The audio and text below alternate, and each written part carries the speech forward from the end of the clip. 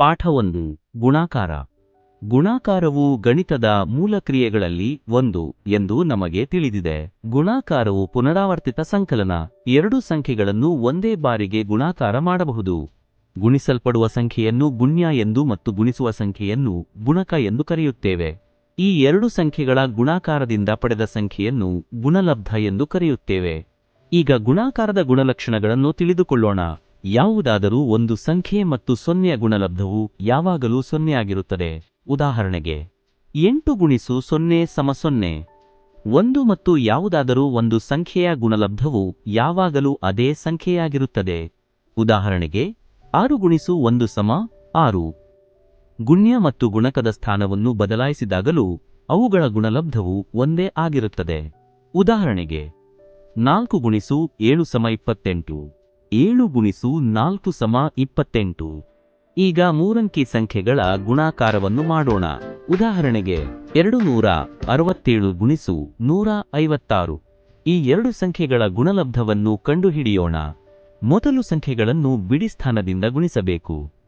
267 6ರಿಂದ ಗುಣಿಸಿದಾಗ 1602 ಬರುತ್ತದೆ. ಈ ಗುಣಲಬ್ಧವನ್ನು ಬಿಡಿ ಸ್ಥಾನದಿಂದ ಪ್ರಾರಂಭಿಸಿ ಎಡಗಡೆಗೆ ಮೊದಲನೇ ಸಾಲಿನಲ್ಲಿ ಬರೆಯಬೇಕು.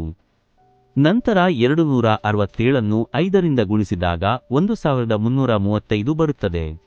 ಈ ಗುಣಲಬ್ಧವನ್ನು 10ರ ಸ್ಥಾನದಿಂದ ಪ್ರಾರಂಭಿಸಿ ಎಡಗಡೆಗೆ ಎರಡನೇ ಸಾಲಿನಲ್ಲಿ ಬರೆಯಬೇಕು. ಈಗ 267 1ರಿಂದ ಗುಣಿಸಿದಾಗ 267 ಬರುತ್ತದೆ.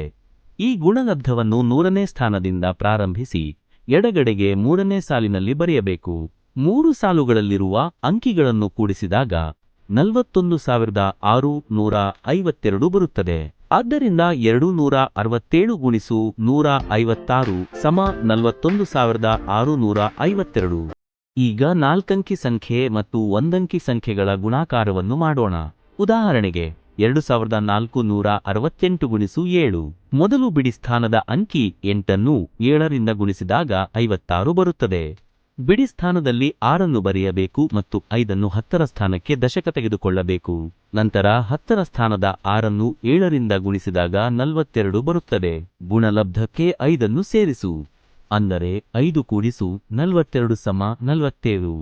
10ರ ಸ್ಥಾನದಲ್ಲಿ 7 ಬರೆಯಬೇಕು ಮತ್ತು 4 100ರ ಸ್ಥಾನಕ್ಕೆ ದಶಕ ತೆಗೆದುಕೊಳ್ಳಬೇಕು. 100ರ ಸ್ಥಾನದ 4 7ರಿಂದ ಗುಣಿಸಿದಾಗ 28 ಬರುತ್ತದೆ. ಗುಣಲಬ್ಧಕ್ಕೆ 4 ಸೇರಿಸಿದಾಗ 4 ಕೂಡಿಸು 28 ಸಮ 32. 100ರ ಸ್ಥಾನದಲ್ಲಿ 2 ಬರೆಯಬೇಕು ಮತ್ತು 3 1000ದ ಸ್ಥಾನಕ್ಕೆ ದಶಕ ತೆಗೆದುಕೊಳ್ಳಬೇಕು. ಈಗ 1000ದ ಸ್ಥಾನದ 2 7ರಿಂದ ಗುಣಿಸಿದಾಗ 14 ಬರುತ್ತದೆ. ಗುಣಲಬ್ಧಕ್ಕೆ 3 ಸೇರಿಸಿದಾಗ 3 ಕೂಡಿಸು 14 ಸಮ 17. 17 ಕಡೆಯ 2 ಸ್ಥಾನಗಳಲ್ಲಿ ಬರೆಯಬೇಕು. ಆದ್ದರಿಂದ 2468 7ರಿಂದ ಗುಣಿಸಿದಾಗ ಬರುವ ಗುಣಲಬ್ಧವು 17276. ಈಗ ನಾಲ್ಕಂಕಿ ಸಂಖ್ಯೆ ಮತ್ತು ಎರಡಂಕಿ ಸಂಖ್ಯೆಗಳ ಗುಣಾಕಾರವನ್ನು ಮಾಡೋಣ. ಉದಾಹರಣೆಗೆ 1376 ಗುಣಿಸು 34. ಮೊದಲು ಸಂಖ್ಯೆಗಳನ್ನು ಬಿಡಿ ಸ್ಥಾನದಿಂದ ಗುಣಿಸಬೇಕು. 1376 4ರಿಂದ ಗುಣಿಸಿದಾಗ 5504 ಬರುತ್ತದೆ. ಈ ಗುಣಲಬ್ಧವನ್ನು ಬಿಡಿ ಸ್ಥಾನದಿಂದ ಪ್ರಾರಂಭಿಸಿ ಎಡಗಡೆಗೆ ಮೊದಲನೇ ಸಾಲಿನಲ್ಲಿ ಬರೆಯಬೇಕು. ನಂತರ 1376 3ರಿಂದ ಗುಣಿಸಿದಾಗ 4128 ಬರುತ್ತದೆ. ಈ ಗುಣಲಬ್ಧವನ್ನು 10ರ ಸ್ಥಾನದಿಂದ ಪ್ರಾರಂಭಿಸಿ ಎಡಗಡೆಗೆ ಎರಡನೇ ಸಾಲಿನಲ್ಲಿ ಬರೆಯಬೇಕು. ಈ ಎರಡು ಸಾಲಿನ ಅಂಕಿಗಳನ್ನು ಕೂಡಿಸಿದಾಗ 46784 ಬರುತ್ತದೆ. ಆದ್ದರಿಂದ 1376 34ರಿಂದ ಗುಣಿಸಿದಾಗ ಬರುವ ಗುಣಲಬ್ಧವು 46784.